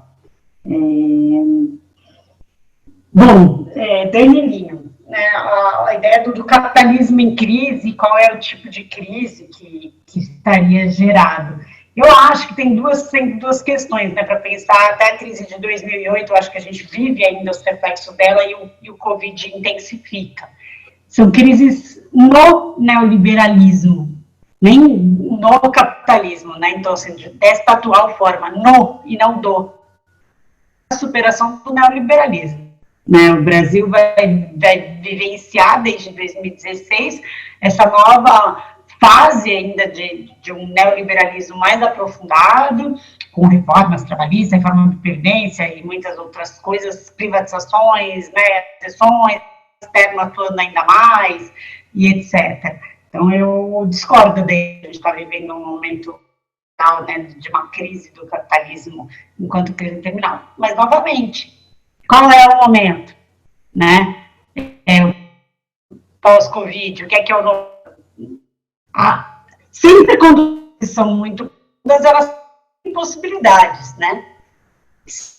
Mas eu acho que são nacionalmente ainda, né? Nunca é um processo que vai se dar internacionalmente, abriu vala revolucionária para todos. Aí são as questões que vão surgindo em cada um dos países. E aí você fala sobre o papel do Brasil, né? Acho que o Brasil vai, nesse processo de 2008 a 2016, ele vive, né, ainda um momento em que ele consegue resistir ao impacto dessa crise, a se colocar geopoliticamente até 2014 de uma maneira muito forte, que era participando dos BRICS e tendo um processo de integração regional muito forte.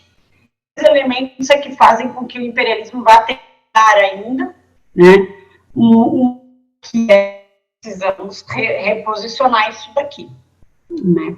E aí eu já emendo um pouco com o que fala o Thiago, né? Assim, voltamos a ser colônia, submetrópole. Não voltamos a ser colônia, porque para você ser colônia você não pode ter um Estado.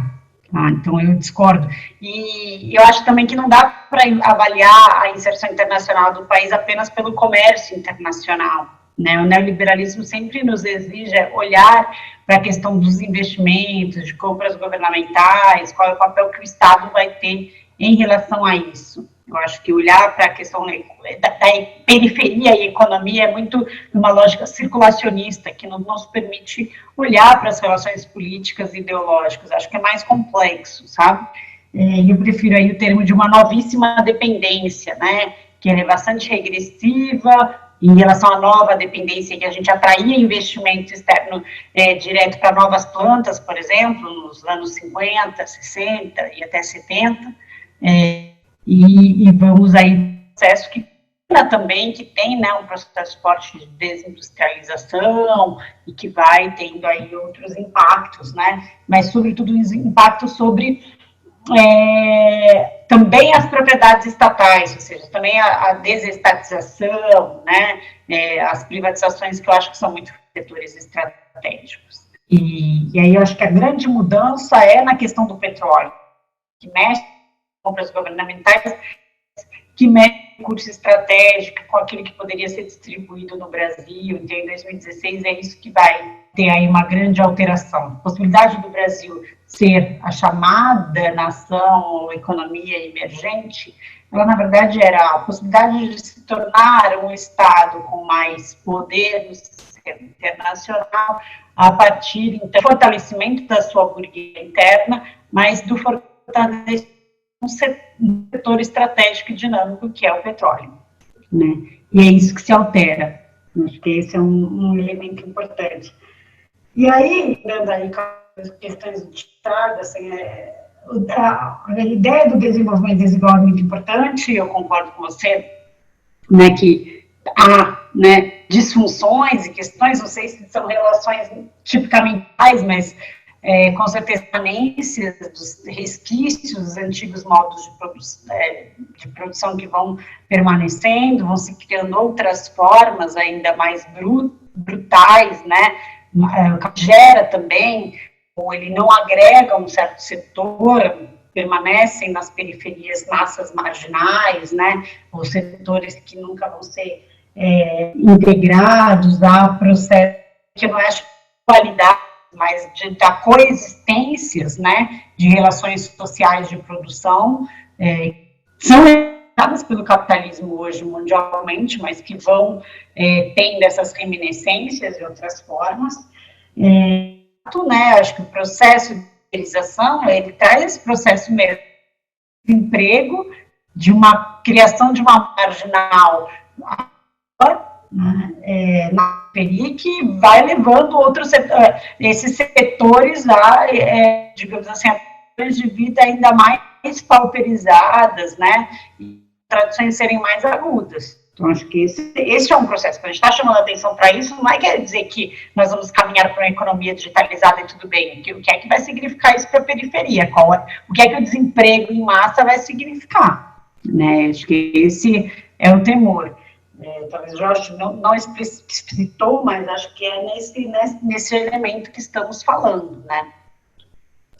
E, por fim, o Wellington sobre a Inglaterra, Brexit e África. Né? A minha ideia do Brexit é que há uma disputa também, né? Primeiro que, e isso o Jorge diz também, né? A Inglaterra nunca entrou formalmente ou integralmente no projeto da União Europeia, né? Não só por ser insular, mas pelas relações que tem.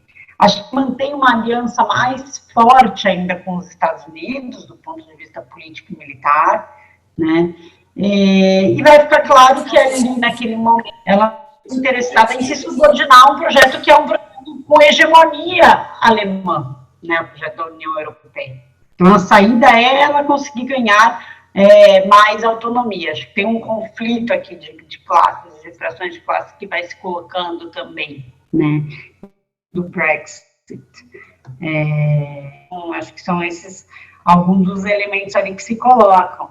E, bom, o papel da África, a África, o que se aponta, né, que é um continente diverso e com uma potencialidade de crescimento muito grande, né, de exploração dos seus recursos energéticos, dos seus recursos naturais ainda muito grandes. Eu acho que ela entra nessa disputa, uma disputa que a Europa sempre utilizou também da África enquanto seu tal, a Europa nunca, né, perdeu esse espaço, esse olhar, mas de 60 os Estados Unidos entraram fortemente também com as empresas e com as próprias ingerências dentro daquele território, e a China tem também traçado, através também do que se chama do novo cinturão da seda, One Belt, One Road, né, da Rota da Seda, com obras e com investimentos na China. Então, assim, a gente que é uma região em que há disputas, né, pelos seus controles, pelo controle, por isso que eu falei da questão do imperialismo, né, pelas matérias-primas, pelo controle do território e também pelo mercado consumidor, né, e etc. Então, e é difícil a gente ficar só, né, ela vai tendo e muitas questões que vão aparecendo. Então, eu acho que é um pouco essa questão aí que está colocada, né, nesse momento de grande transformação. E eu concordo com a formulação do Jorge, da questão da gente pensar sobre né, ter um processo, talvez, de expansão, sem dizer que é isso, assim, não há um processo de hegemonia. E aí eu acho que vem a questão do Thiago, né, sobre a relação dos impérios, possível ter sem conflitos e etc. A questão é essa, é entender que a China não está, né, querendo se tornar um império e dominar o mundo. E aí nisso é que a gente diria que não vai ter um conflito. Se ela quisesse, o conflito seria mais eminente e presente, né? A China é um território muito grande, uma população muito grande, e tem um projeto nacional muito bem colocado na minha leitura, né?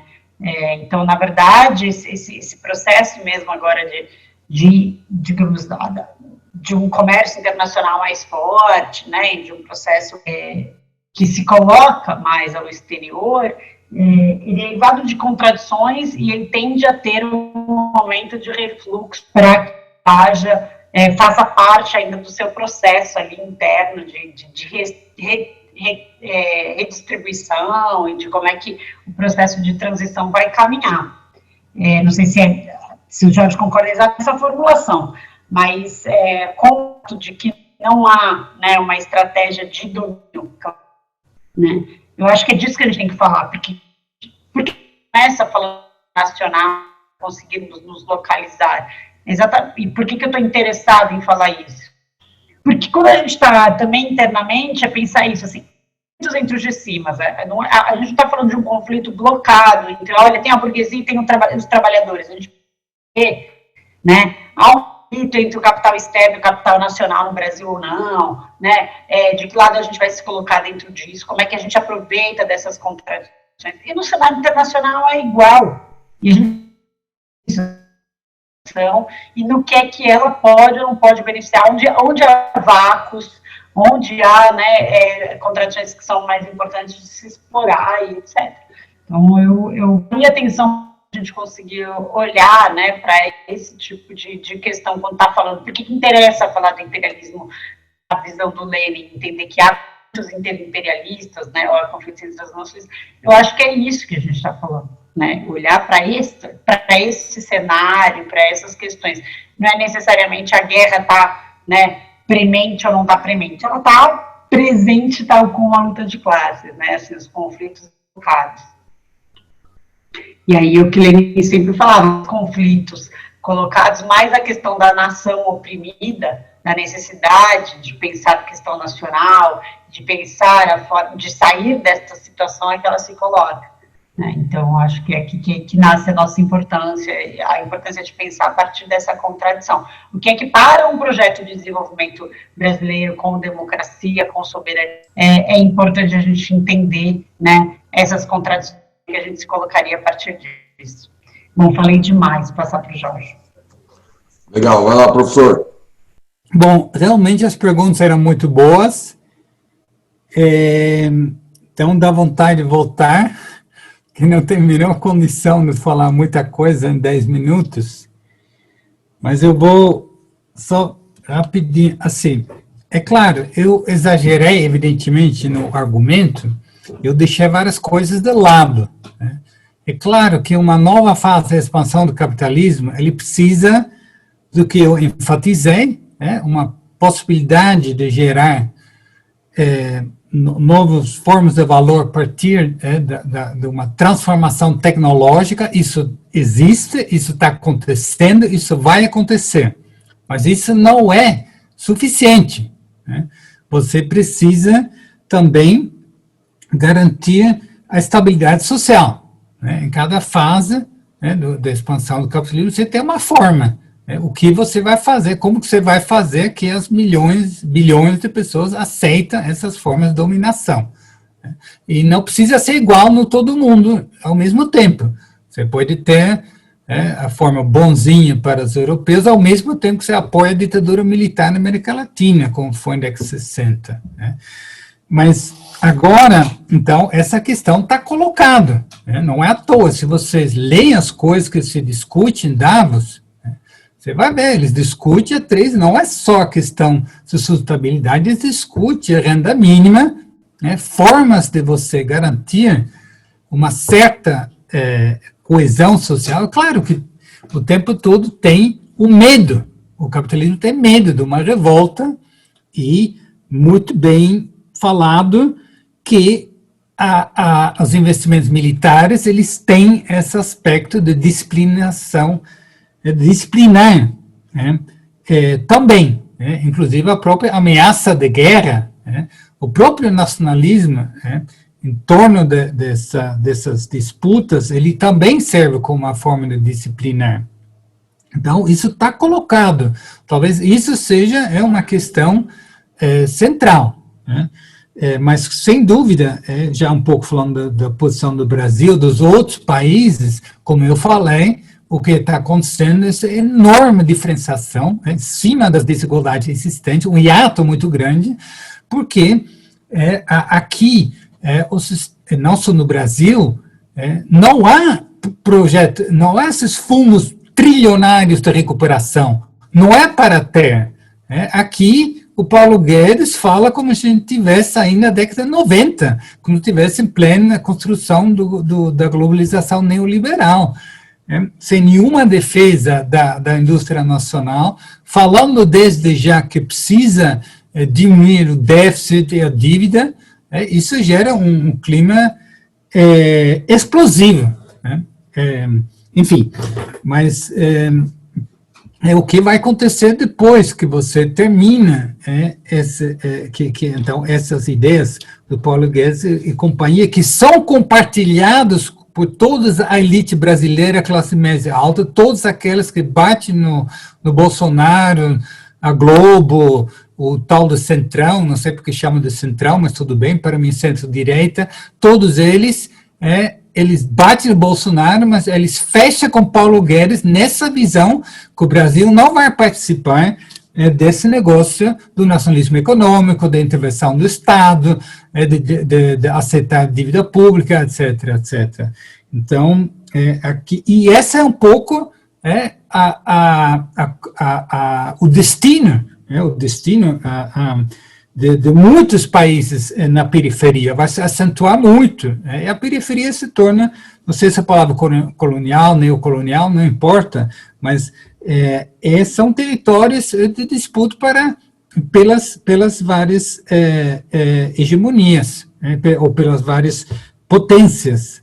A gente vê isso claramente, a Europa entrando com o acordo Mercosul, não é à toa, de repente, depois de 20 anos. A Alemanha nunca se interessou por isso. O acordo saiu porque a Alemanha disse, se não entrou agora, eu vou perder o mercado automobilístico, vou perder meu mercado de bens de capital, etc. E isso mudou, aí saiu o acordo. A China está presente, não dá, alguns de vocês falam, o Brasil está aliado com os Estados Unidos. O Brasil está aliado, nada. O Brasil não falou claramente que não vai aceitar 5G, pelo contrário, né? Tanto as operadoras, as telecomunicações, etc., as empresas, como o próprio governo, né? Ele tem uma parte que fica falando lá as coisas contra a China, mas na prática, né, não dá para sustentar que esse governo está alinhado com os Estados Unidos. É bem mais complexo. Na verdade, o Brasil transforma um território onde todos os três e os demais também estão tentando tirar o máximo proveito, mesmo vale para a África. Então, assim, uma reação, com certeza, a gente precisa voltar a entender a questão da integração regional, porque todos os países da América Latina, da América do Sul, estão nesse mesmo barco, e criar polos de resistência e de desenvolvimento regional. E aí, desculpa, só para concluir, uma nova fase de expansão do capitalismo está colocada não como dar certo, mas como parte da agenda.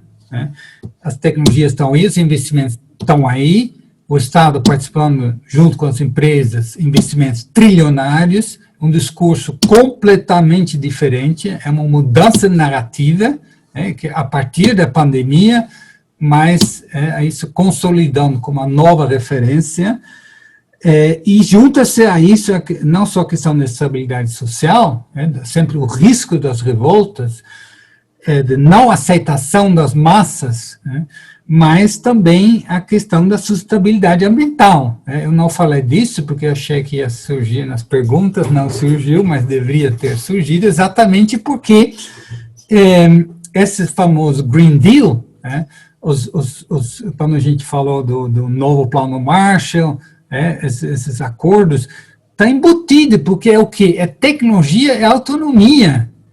Por que a União Europeia e a China são campeões nessas tecnologias verdes? Porque não tem suficiente petróleo. Então, a busca, os Estados Unidos não estão nem aí, porque mesmo Obama, etc., investiram muito mais em explorar seu próprio petróleo. A questão da autonomia para esse projeto de desenvolvimento. Então, a sustentabilidade ambiental é tecnologia também, faz parte dessa nova ciclo de investimentos trilionários, onde as empresas se alinham ao Estado, o Estado se alinha às empresas e assim por diante. Bom, vou terminar à vontade de falar muitas coisas, então vai lá, não vou falar mais alguma coisa. Sobre Inglaterra. Inglaterra deve ser entendida como sempre foi uma parte do capitalismo americano. Muitos autores falam em capitalismo anglo-saxão. Alguns autores falam, se você procura a formulação da política externa dos Estados Unidos, vai para Londres. O Londres faz parte, o Bolsa de Valores de Londres, o City de Londres, é completamente integrado, dentro ou fora da União Europeia. Na verdade, tudo que eu falei sobre esse novo renascimento, a capacidade da União Europeia de reagir na pandemia, isso foi possível graças à saída da Inglaterra, porque como os franceses, o de Gaulle, na época o presidente da França falava na década de 60, a Inglaterra o papel dele, da União Europeia, sempre foi pisar no freio, evitar que a Europa pudesse se tornar uma potência com um grau de autonomia maior que desejável para os Estados Unidos. Esse foi o papel da Inglaterra. Então, a Brexit, ele vai, a ideia do Trump era que ele vai reforçar ainda mais essa aliança do capitalismo anglo-saxão, mas, paradoxalmente, ele ajudou muito essa nova busca da Europa numa posição autônoma com relação tanto à China como nos Estados Unidos. Guerra ou não guerra, o gasto, aliás, Arvaldo, é 716 bilhões do orçamento, mas, independente disso, a professora Tatiana já falou, tem guerras em andamento, tem guerra em Líbia, que é bastante interessante, mas, sobretudo, tem novos tipos de guerra. O que Israel está fazendo no Irã, fazer explodir fábricas, isso é tudo feito através dessas novas tecnologias. O 5G também tem a capacidade de, aqui, nesse momento, fazer explodir meu computador, para que eu não fale mais. Então, esses bilhões em tecnologia é também tecnologia de satélites, está tudo, ao mesmo tempo que desenvolve, ele usa essa tecnologia para atacar de outras formas, que já está acontecendo. Isso vai se acentuar muito mais. Eu ainda acho que uma guerra frontal pela presença das bombas atômicas, acho muito difícil. Mas, através de sistemas mais sofisticados de inteligência artificial, você desmontar capacidade militar. Por exemplo, o que aconteceu na pandemia? Não é um sinal? Você tem lá um navio de guerra, acho que o Eisenhower, se não me engano, que teve que ser desativado por um momento, porque grande parte da tripulação estava com o vírus. Bom, isso é um sinal da fragilidade desses sistemas. Quando a gente fala guerras, como a gente imaginava, são sistemas muito frágeis diante da capacidade das guerras biotecnológicas,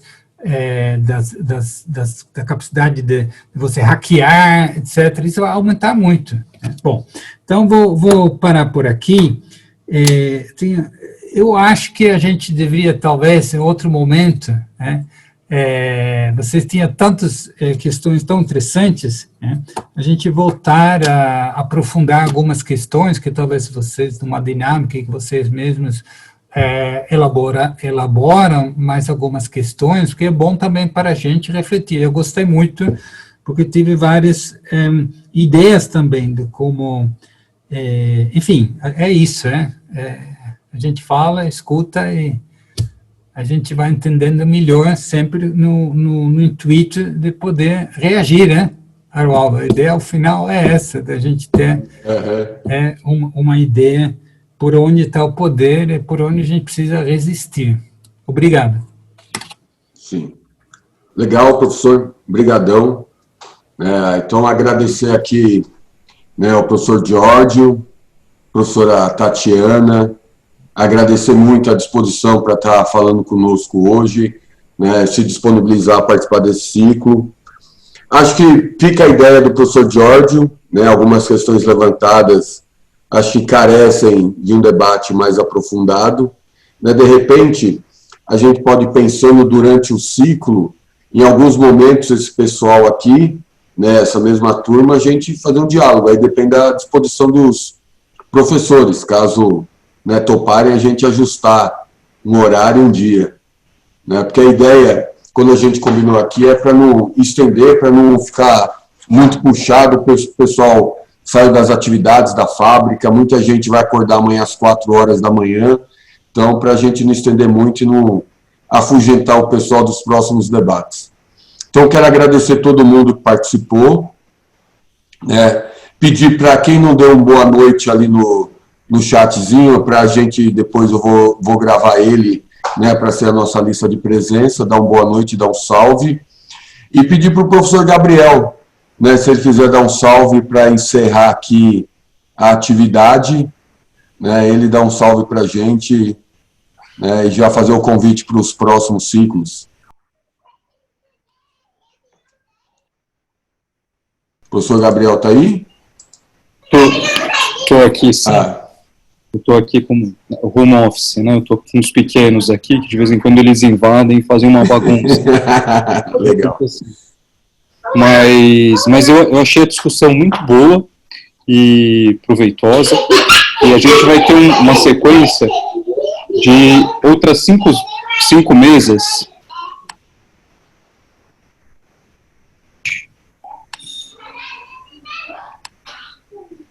Agora sim, que eu vou dividir aqui com vocês. Então, a gente vai ter a próxima mesa no dia 19 de agosto, com o tema a transformação das cadeias globais de valor, com 2 professores da UFABC, a professora Cristina Reis e o professor Guilherme Magacho. Em seguida, a gente vai discutir no dia 2 de setembro, desindustrialização ou reindustrialização, rumos do desenvolvimento brasileiro, com a professora Fernanda Cardoso e comigo. E aí a gente vai ter mais 3 mesas na sequência, que eu acho que todos vocês vão ter acesso em algum momento, não é isso, Arwaldo? Então, bacana. Sim, todos vão ter acesso. Então, eu deixo o recado dessas 2 próximas, no dia 19 de agosto e no dia 2 de setembro. É isso aí, gente. E boa noite. Valeu. Legal, muito obrigado mesmo, hein, professor Gabriel, professora Tatiana e professor Jorge.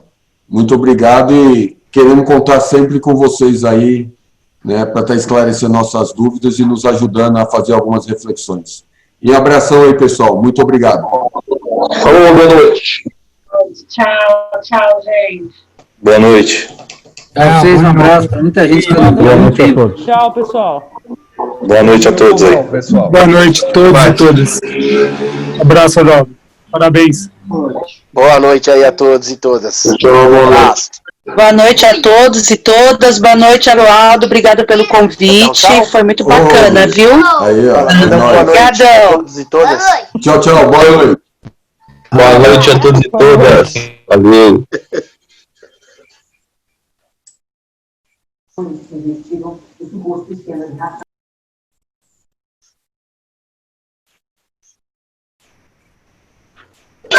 Boa noite.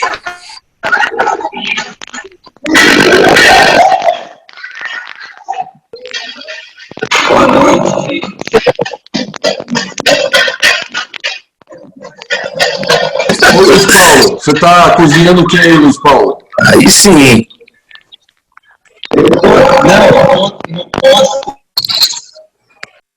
Tá lavando louça.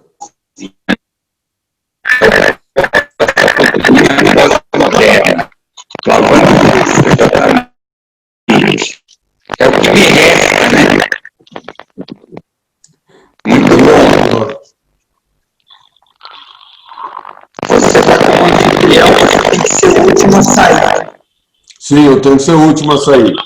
Estou esperando todo mundo dar uma boa noite aqui para me salvar a lista de presença.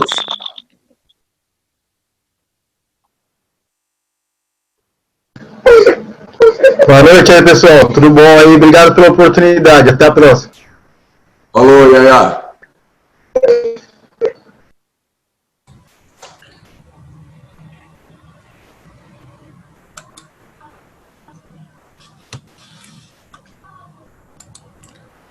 Valeu, Aroaldo aí. Um abraço. Valeu, Elinho.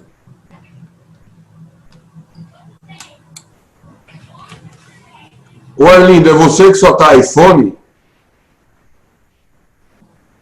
Oi?